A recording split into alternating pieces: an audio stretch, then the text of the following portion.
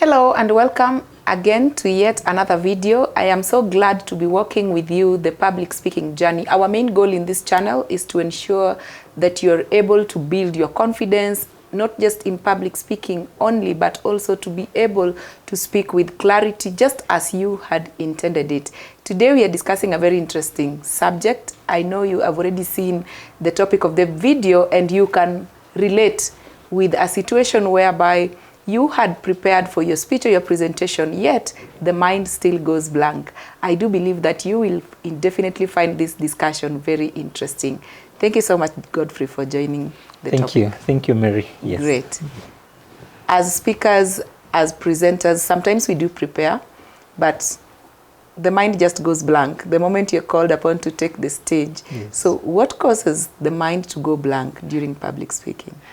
Thank you, Mary. This is a problem that affects so many people globally. And this has driven some people to come to the conclusion that perhaps this is a problem that is unique to me, or others are just gifted. It's a natural gift they have. However, this is a skill that people can learn. Talking about why we go blank, it begins from there, that we lack the skill. Also, to add to that is that there is a lot that is happening when you're on the stage. The first thing being that your mind perceives you being on the stage as a position of threat. You feel threatened, you feel some imminent attack about to happen. And the body prepares itself by the adrenaline going high, the muscles stiffening, in preparation for the attack that is imaginary in your head. And that stiffening partly affects your muscles for the vocals. So you will struggle, why are the words not coming out? Yet I prepared, I have the content. It's because of that, partly it's because of anxiety. You feel like I must do my best here. So you want to do the best. You want to deliver a speech that has never been delivered ever since the world was created. And that imminent pressure on you to be perfect. Now that pushes you to not to do a good job as far as your speech is concerned.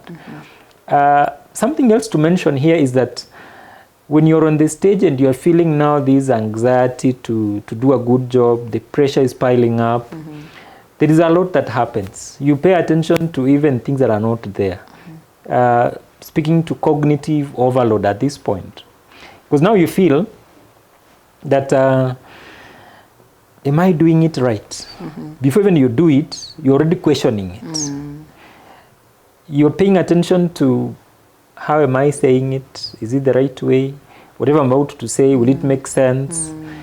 So there's so much happening within your mind and within your head, such that now you get stuck, whereby the ideas can't really come out. You can't express yourself because of the many things that are happening. And this is a problem very common with extroverted individuals. Of course, the last bit before we just to finish on this is that the many ideas that are coming. Sometimes you've prepared, you have the content, you have what is supposed to be said in that forum or in that meeting. You have the ability to do it. But the problem is you're wondering, where do I begin? What you wanted to say last, you realize you've already said it at the start. So organizing your thought process now becomes a problem. And because of that challenge, now you realize that you're stuck and you're blank. Yes. So some of the things we can point out. Yes. Interesting. Now, in a situation where, or a scenario where you're already on the stage and the mind has gone blank, yes, what should you do, or what can you do when the mind goes blank during the speech now? Yeah, sure. When you're on the stage, there's no time to redo. There is no time to like, can I go and come back? You must deliver the speech. Some of these moments, it is a one-time, it's a lifetime moment you're getting. you will never get such a stage or such an audience again. So the first thing I would advise any speaker, whenever you're on the stage and you feel you are going blank, you're experiencing mind freeze, the first thing is don't fight the nervousness. Be vulnerable, accept and embrace that yes, this is the situation, this is the moment. I've gone blank. The acceptance most of the times is the beginning of your recovery. That it's normal. In fact,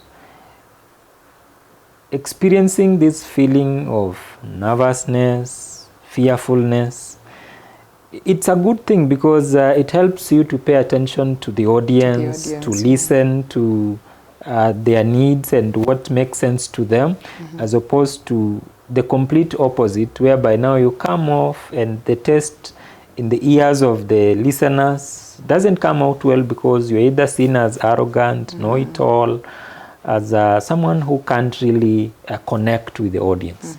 So a few tips I can share here, having mentioned that the mind is perceiving being on the stage. Some sort of danger. Yes, you're in danger, and biologically your body now working to prepare itself against this danger. There is a lot that happens. There is a lot of energy consumed.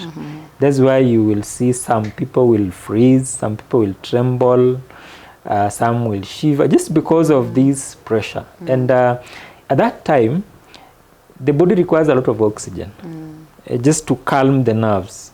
So you can intentionally breathe in or sip a glass of water with you. If you know that this is who you are, always have some water with you. So intentionally take a sip or take a moment to breathe in. If you're already experiencing this mind freeze, it is also sometimes okay to acknowledge, pause and acknowledge that, yeah, I've lost my train of thought. You can ask people, where were we? What did I mention last? What did you hear last? So that you have a moment to recollect and continue with your speech. Also, you can do a recap. What had we covered? So what we've said from the last statement is 1, 2, 3 things. During this recap, remember this is what you've already covered. So it's already fresh, it is still with you. As you're discussing this, your mind will be relaxing and you're able to again now recollect and remember what was I to bring up next. Also, if you had planned several things to talk about, and it's only a part of it that has been erased from your mind, then you can switch to the next.